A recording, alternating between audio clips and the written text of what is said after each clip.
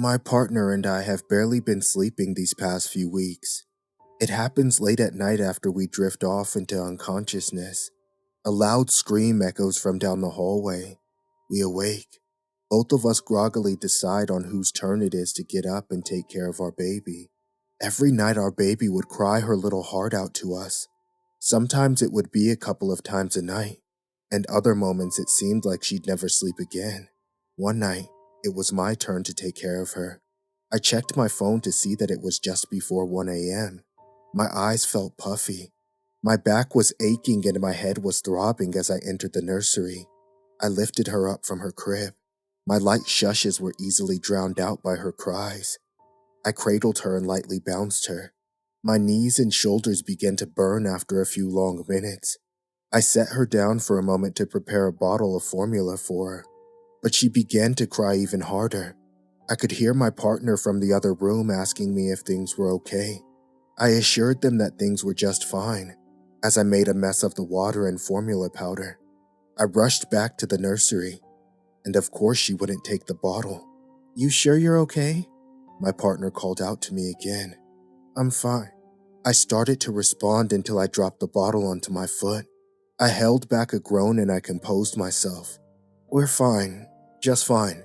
I try to help out with the baby as much as I can, but I work as my partner takes the brunt of parental duties by staying home.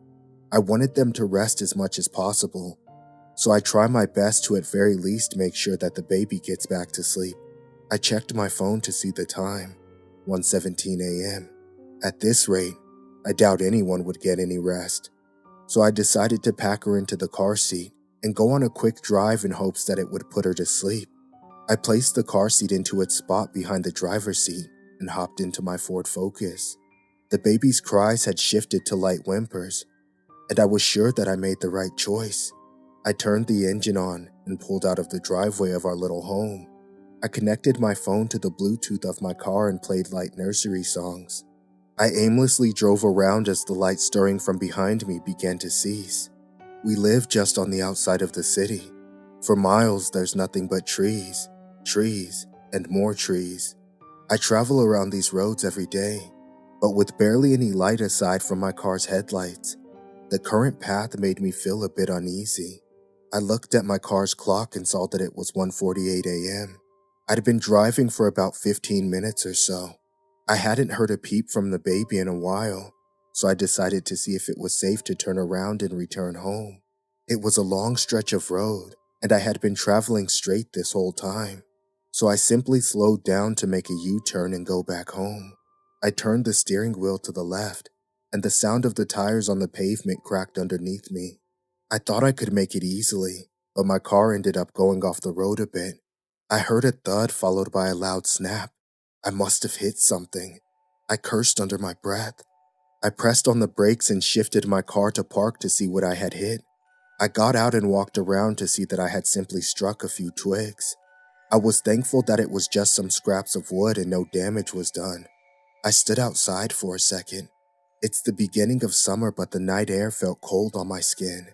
The road was silent, aside the light beeping from the car alerting me that the door was left ajar. I was surprised that the baby didn't wake up with all of that noise, but I let that thought slip away as I got back into the car. I pulled back, embarrassed at my poor driving skills. Glancing back in my rearview mirror, I saw my rear lights illuminate a figure in dark red. In the reflection, I swore I saw a person right behind my car. I slammed onto the brakes and yelled, "Oh shit." My body jerked a bit, causing me to lose visual of what was behind me. I turned around completely to see nothing, just the woods and the faint red light of my car. The baby began to stir, and sure enough, she started to cry.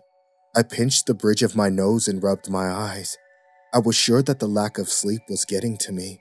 I continued to back up and finally completed my failed U-turn, all while shushing my daughter.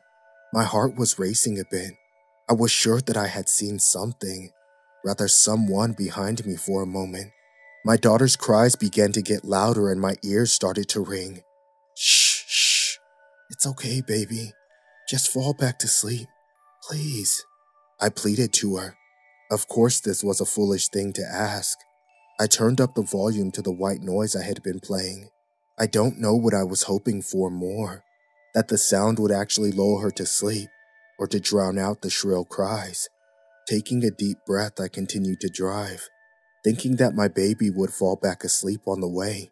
I kept going with the baby's cries seeming as infinite as the road ahead of me. Lack of sleep was starting to get to me.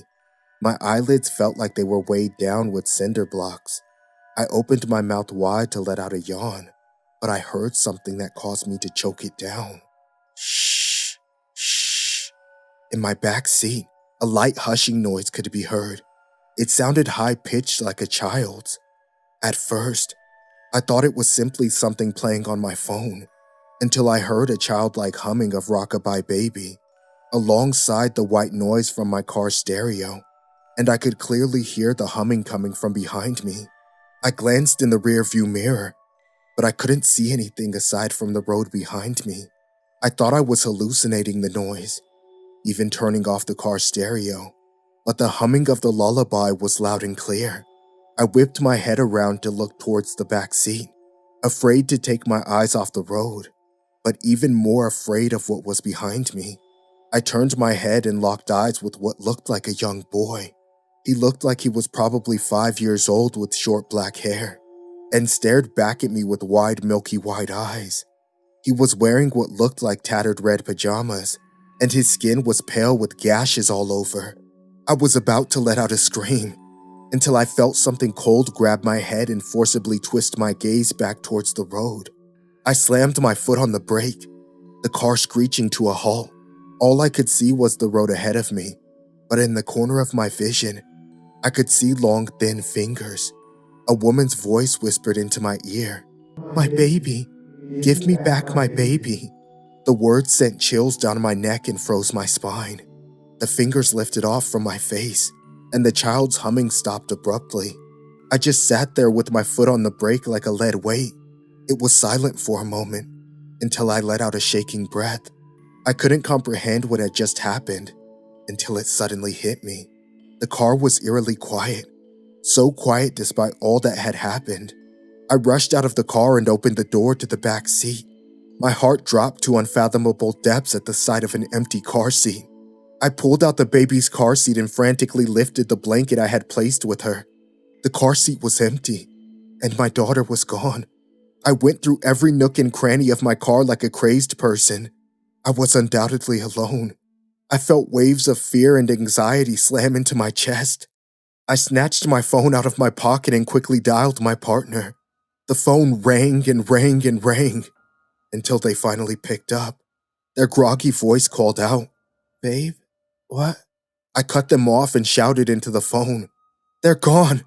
I don't know what happened, but they're gone." Their tired tone shifted to alertness and they asked, "What do you mean? Who are you talking about? Where's the baby?" Tears began to burst out of my eyes and I cried, "I'm sorry. I don't know what happened. They took her." My partner shouted at me, "What are you talking about?"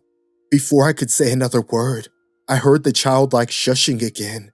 My partner's voice kept calling out to me, but I dropped my arms to my sides and turned towards the sound of the shushing. In front of the car, illuminated by the headlights, were the little boy, and beside him was a woman with long brunette hair. The woman was wearing a white nightgown that was spattered with crimson. Her legs were bent in an awkward stance, and her brunette hair flowed down to her chest. Her head was turned down to something cradled in her arms, her hair draped over it like a curtain. I heard the light whimpering of my baby in the woman's arms, and cautiously, I stepped towards them. The woman was whispering something, and as I got closer, I could make out what she was saying.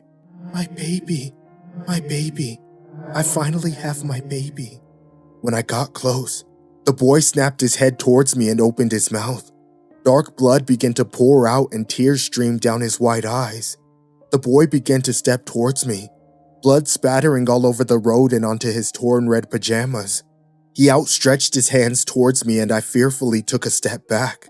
"Please, that's my baby. She's not yours. Give her back to me," I pleaded. My daughter began to cry in the woman's arms, her screams echoing all around us. I turned back towards the woman and begged for my baby back. No, no, no, no, no, no, no, no.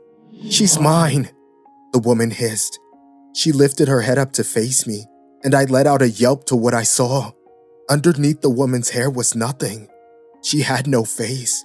All that was left was a concave, bloody mess. It was as if something had smashed her face completely in. But despite that, I could hear her cries loud and clear. My baby, my baby.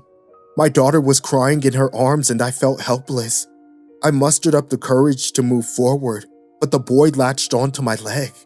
His grip was tight on me and I could feel a burning cold emanating from him. I felt my body crash hard onto the pavement. I weakly lifted my head to see the woman looking down at me. Please, she's not yours. That's my daughter. I yelled out with all of my might. We stared at each other for a long moment, and the woman looked back towards my baby. After a few seconds, she started to walk away from me. I panicked and picked up my body to turn around. Again, I was left alone. Where the hell are you? I could hear my partner's voice from my cell phone. I slowly lifted myself up and picked up my phone. I was filled with fear, confusion, and regret about what had just happened. I was prepared to tell my partner that our baby was definitely gone, until I heard a giggle from the backseat of my car. I rushed over to see that my daughter was safe and sound in her car seat. I'll tell you when I get back, I told my partner over the phone and quickly got the hell out of there. After the long night drive, I finally got home, my daughter and I back in one piece. I explained what had happened to my partner, and they tried to chalk it up to lack of sleep or something. But after that night, I couldn't let the memory of the events fade away. On my way back to work, I would go down that road that I traveled up and down countless times. The memory of that infinite dark road, the images of the bloodied boy and the woman, were just surreal thoughts, I suppose. I was driving to work one morning when I saw a young woman in her 20s parked at the side of the road. I slowed down a bit to see what she was doing, and I saw that she was setting up some pieces of wood. Something clicked in my brain and I parked my car next to hers. Hey, having some issues? I called out to her. She looked up at me with sad green eyes beneath her long brown hair. Oh, it's fine. Just some asshole knocked this down. I looked at her feet to see that she was setting up a wooden cross on the side of the road. What's all this? I asked. The woman didn't look back at me and continued setting up the wooden cross. Just something for my mom and brother. She proceeded to tell me that her mom and dad had issues when she was pregnant with her. The dad had skipped out on them, so when the time came and her mom's water broke, she rushed herself to the hospital with her son in tow. They got into an accident and crashed on the side of the road. Miraculously, the baby had survived and here she was. The woman finished the cross and nailed a picture in the center of it.